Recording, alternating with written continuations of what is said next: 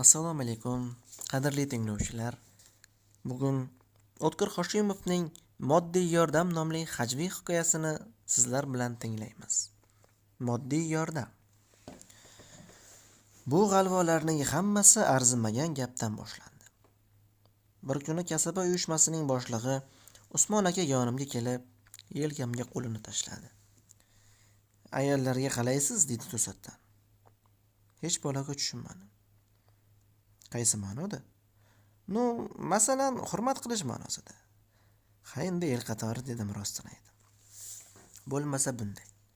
Bir xizmat qilasiz. 3 kundan keyin xotin-qizlar bayrami. Erkaklar nomidan kichkinagina ziyofat uyushtirsak nima deysiz? Necha so'm kerak dedim maqsadni tushunib. Fermamizda bunaqa tadbirlar tez-tez bo'lib turadi. Birov nafaqaga chiqadi, birov uylanadi, birov tug'adi degandek. Cho'ntagimdan endi pul chiqarayotgan edim.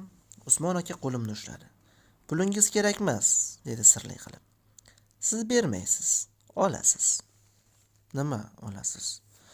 Bir varaq qog'ozga ariza yozib berasiz u 50 ming so'm olasiz. Biz shunga ixchamroq banket qilamiz. Mendan nima ketdi? Baribir ayollar bayramida erkaklar nomidan o'zimiz ham qatnashamiz-ku. Menga yordam beringlar, qiynalib qoldim degan ma'noda ariza yozib qo'l qo'yib berdim. O'sha zahoti kassirdan 50 ming olib Usmon akaning qo'liga topshirdim. Bayram ko'ngildagidek o'tdi. Chinday shampan ichdik, ayollarni qutladik. Bu gaplar paqqos esimdan chiqib ketgan edi-yu, bir kuni kasaba uyushmasining majlisi bo'lib qoldi. Usmon aka qilingan ishlar haqida gapira turib, to'satdan qo'lini begiz qilib meni ko'rsatib qoldi. Mana, yaxshi ustamiz Botirovni olaylik. Shu o'rtoq og'ir kasal bo'lib o'rnidan tura olmay yotganida biz unga 50 ming so'm moddiy yordam berdik. Atrofda o'tirganlarning hammasi bir yil to'shakka yopishib yotgan odamni ko'rmoqchi bo'lgandek menga burilib qaradi. Hayron bo'lib qoldim. Bola bo'lib degan emasman. Qishda qorda yuvinaman. Toshni yesam qum qilib yuboraman. Endi shuni aytmoqchi edim, qarasam Usmon aka boshqa masalaga o'tib ketibdi. Indamay qo'ya qoldim. Oradan bir hafta o'tdimi, 15 kunmi, Usmon akaning xonasiga chaqirib qolishdi. Endi moddiy yordam bersa olmayman degan o'y bilan eshikni ochsam, xonada ko'zoynak taqqan semiz xotin ro'parasida Usmon aka o'tiribdi. Stol ustida har xil qog'ozlar, papkalar. Tanishing, dedi Usmon aka meni ko'rsatib. Botirov deganimiz shu kishi bo'ladilar. Ayol ko'zoynak ortidan yuzimga sinchiklab tikildi. Opamiz taftish komissiyasining a'zosi bo'ladilar, dedi Usmon aka. Shahar boshqarmasidan kelganlar. Qalay, uchastkangizni tiklab oldingizmi, dedi notanish xotin mehribonlik bilan. Hayron bo'lib Usmon akaga qaradim. Ko'zini qisyaptimi? Qovog'i uchayaptimi? Tushuna olmay garangsib turgan edim, Usmon aka gapni ilib ketdi. Unchalik yongan emas, dedi shang'illab. Bu kishining o'g'ilchasi sho'xda. Onasi do'konga chiqib ketganida elektr plitkani rozetkaga tiqibdi. Shunga aqli yetganini ko'rmaysizmi? Bog'cha bolasi-ya bo'lmasa. Otasiga o'xshagan shustriydi. Biz bergan 50 ming so'm bilan uyni ta'mirlab oldingiz-a? To'g'rimi?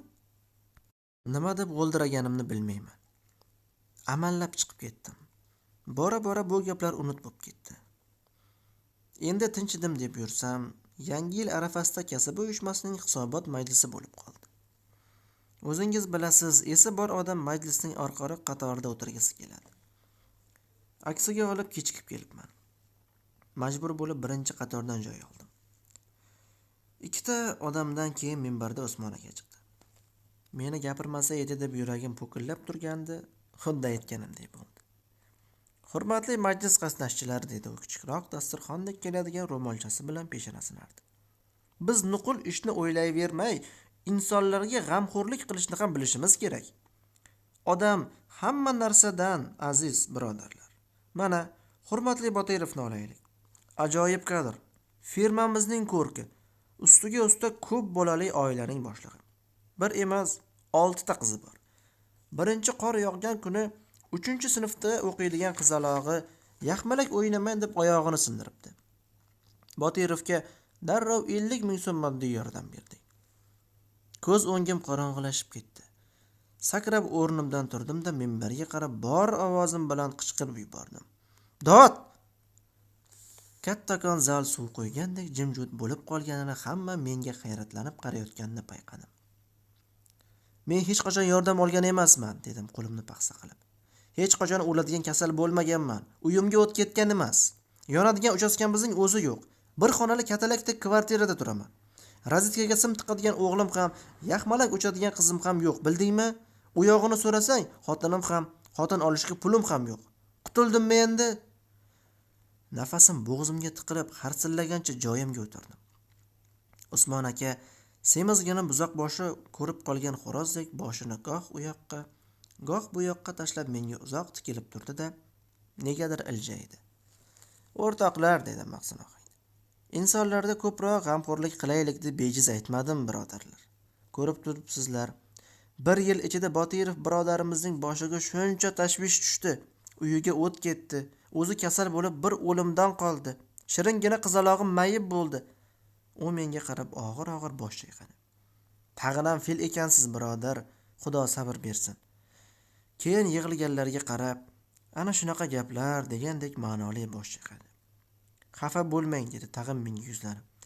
Biz sizni albatta davolatamiz. Yaxshi psixiatrlar bor. Kerak bo'lsa 50 ming so'm emas, 60 ming so'm, hatto 70 ming moddiy yordam beramiz. O'rnimdan yana sapchib turib ketdim. Yordaming bilan qo'shmozor bo'l deb baqirgan edim. Hech kim eshitmadi.